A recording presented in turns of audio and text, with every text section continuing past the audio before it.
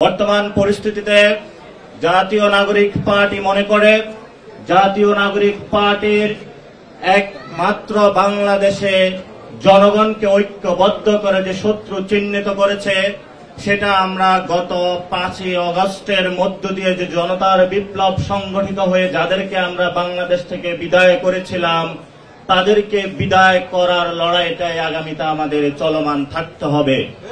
বর্তমানে আমাদের সামনে প্রশ্ন এসেছে আওয়ামী লীগ প্রশ্ন 5 তারিখে দফা হয়ে গিয়েছে। আওয়ামী লীগের প্রশ্নে ক্যান্টনমেন্ট হোক, কোন দল হোক, কোন পক্ষ হোক, কোন গোষ্ঠী হোক, যারাই তাদের পক্ষ অবলম্বনের চেষ্টা করবে তাদের পরিণতি আওয়ামী লীগের মতন হবে। এই জন্য আমরা বিভিন্ন যারা ইনস্টিটিউশনালাইজ যে প্রতিষ্ঠানগুলো রয়েছে তাদেরকে বলবো আপনারা আপনাদের কাজ করুন, রাজনীতির মাঠে রাজনীতি গড়াতে দিন, ক্যান্টনমেন্টে থেকে রাজনীতিতে নাক গলাবেন না, অযাচিত হস্তক্ষেপ করবেন না।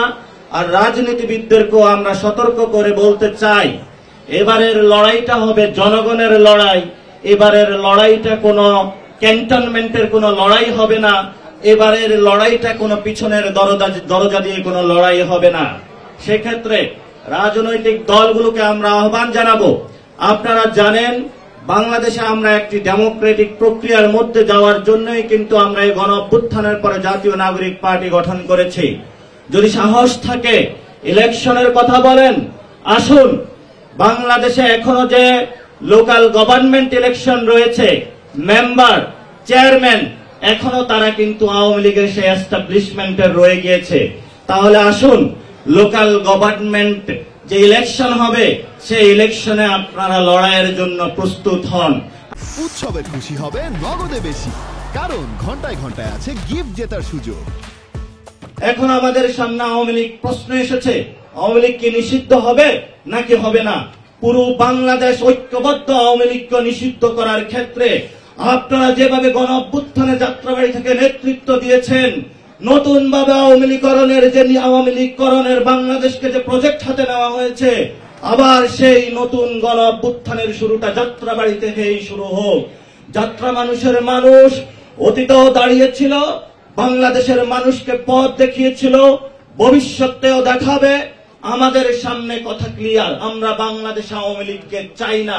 এটা রিফাইন্ড বোতলে নিয়ে আসেন, যেই বোতলে নিয়ে আসেন, আমরা বাংলাদেশে নতুন করে আর আওয়ামী লীগকে চাই না।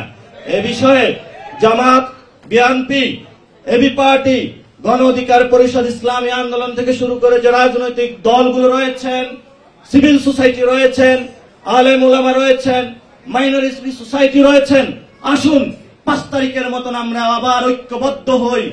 এই আওয়ামী লীগ দিল্লির যে ঘুড়ি, ওরা ওইখানে বসে নাটাই টানছে আর এখানে ঘুড়ি উঠছে, এই ঘুড়ির সুতা আমাদের কেটে দিতে হবে। এবং যারা পিছনে সেই দিল্লি থেকে বসে বসে নাটাই ঘুরায় তাদেরকেও আন্তর্জাতিক আদালতে বিচারের সম্মুখীন করতে হবে। এবং আমাদের সেই ঐক্যবদ্ধ লড়াই বাংলাদেশের মানুষকে আহ্বান জানাচ্ছি, প্রস্তুত হন। লড়াইয়ের এক ধাপ সমাপ্ত হয়েছে, আরেক ধাপ শুরু হয়েছে। এই লড়াইয়ে বাংলাদেশ জিতবে, আওয়ামী লীগ হারবে, আওয়ামী লীগ বাংলাদেশ থেকে নিশ্চিহ্ন হবে।